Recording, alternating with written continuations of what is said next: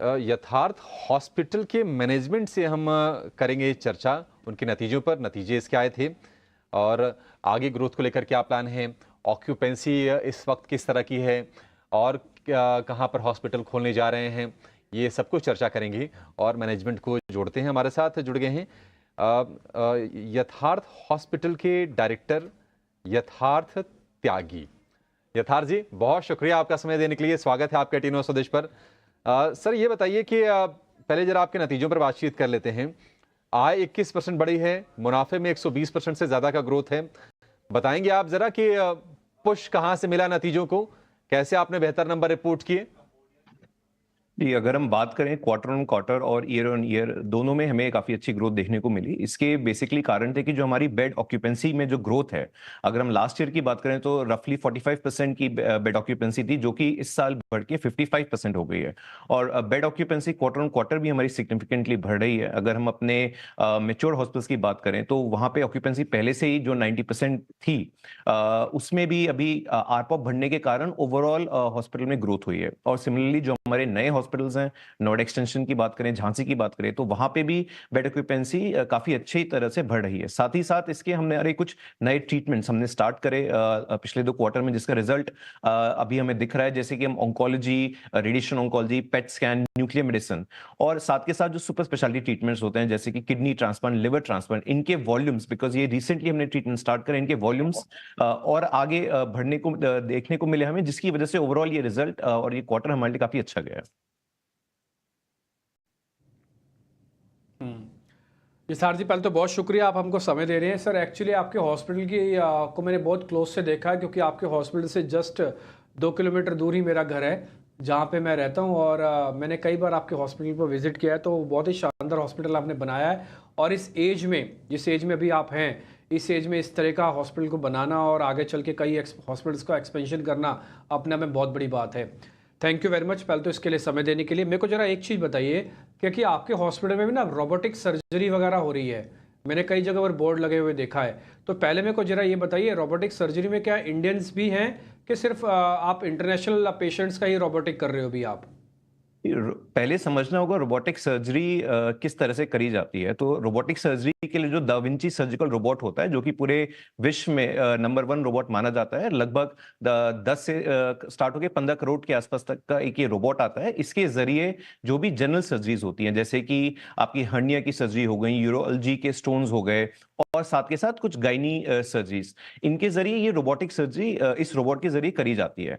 और majority of robotic surgeries जो हमारे हॉस्पिटल में हो रही है, डोमेस्टिक पेशेंट्स के लिए ही हो रही है। नोएडा के एरिया में जो लोग रह रहे हैं और आसपास पूरे दिल्ली एनसीआर से, चाहे वो गाजियाबाद हो गया, दिल्ली हो गया और आसपास की जो यहाँ की कनेक्टिंग एरियाज है, वहां से पेशेंट्स रोबोटिक सर्जरीज के लिए हमारे पास आ रहे हैं। रोबोटिक सर्जरी का फायदा ये होता है कि जहां पहले पेशेंट को ऑपरेशन के बाद 4 से 5 दिन हॉस्पिटल में रुकना पड़ता था, आज रोबोट के जरिए हम पेशेंट को 24 घंटे से 48 आवर्स में डिस्चार्ज कर सकते हैं। साथ के साथ जो उसका इंसिजन और जो स्कार्स होते हैं बॉडी पे, वो बहुत कम होते हैं, तो patient can return back to work early. तो ये काफी फायदा होता है रोबोटिक सर्जरीज का, जो कि प्राइमरली डोमेस्टिक पेशेंट्स जो इस एरिया में लोग रह रहे हैं उनको मिल पा रहा है। आरती, कोई एक सवाल और भी है, क्योंकि ये सभी लोग ये जानते हैं कि आप नोएडा सेंट्रिक हॉस्पिटल्स हैं आपके, ग्रेटर नोएडा, नोएडा एक्सटेंशन, इन सब पे ही हैं। नोएडा के अलावा जैसे आपने झांसी में भी खोला है, कुछ और जगह है जहाँ पर एक्सपेंशन करोगे आप? जी बिल्कुल, हमने इसी महीने एक नया हॉस्पिटल फरीदाबाद में स्टार्ट करा है। सेक्टर 88 ग्रेटर फरीदाबाद का ये जो एरिया है, ये दिल्ली एनसीआर में ही आता है, बट ये टेक्निकली हरियाणा स्टेट में लाया करता है। तो फरीदाबाद में एक 200 बेड का हॉस्पिटल हमने एक्वायर करा, जिसकी शुरुआत हमने इसी महीने से करी है।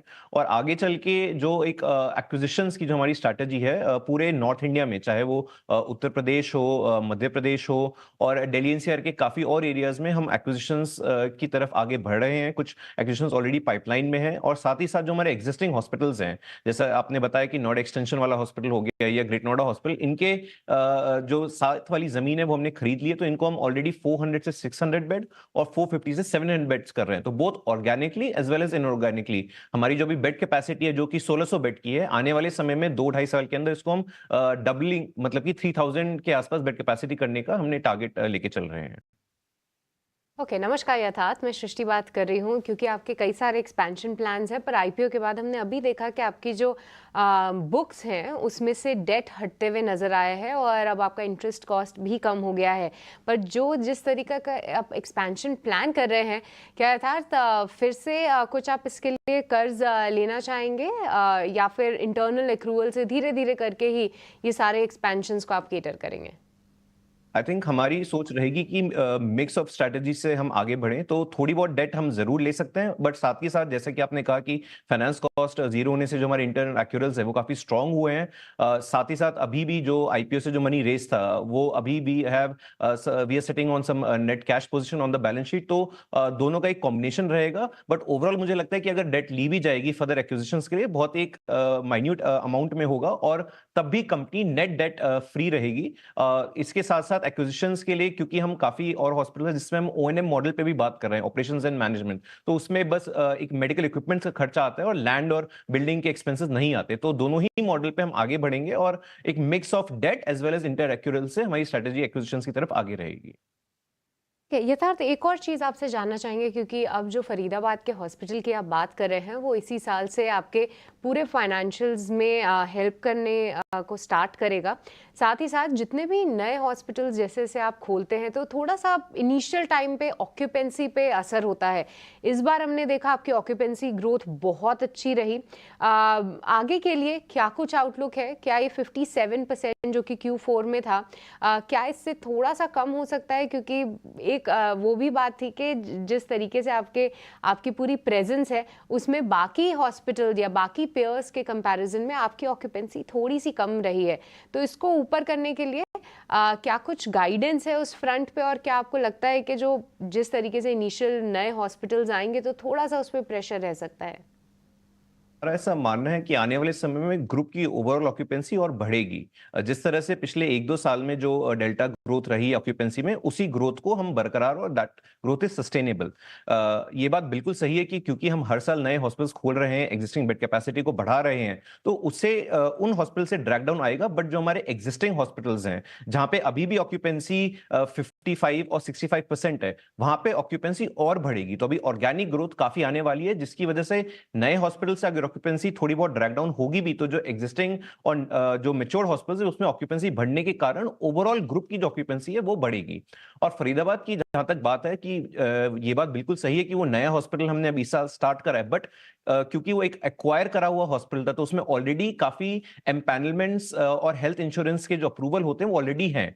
जब भी नया हॉस्पिटल स्टार्ट होता है तो पहले कुछ महीने हेल्थ इंश्योरेंस को एम्पैनलमेंट कराने, गवर्नमेंट स्कीम्स को एम्पैनलमेंट कराने में चले जाते हैं। बट बिकॉज फरीदाबाद में ऑलरेडी ये एम्पैनलमेंट्स फर्स्ट डे से हैं, तो इसमें ऑक्यूपेंसी रैंप अप में हमें बिल्कुल समय नहीं लगेगा। एंड ऑलरेडी हमें लगता है कि इसकी ऑक्यूपेंसी और ओवरऑल ऑक्यूपेंसी की जो ग्रुप की है, आने वाले समय में, आने वाले क्वार्टर्स में और ओवरऑल बढ़ेगी।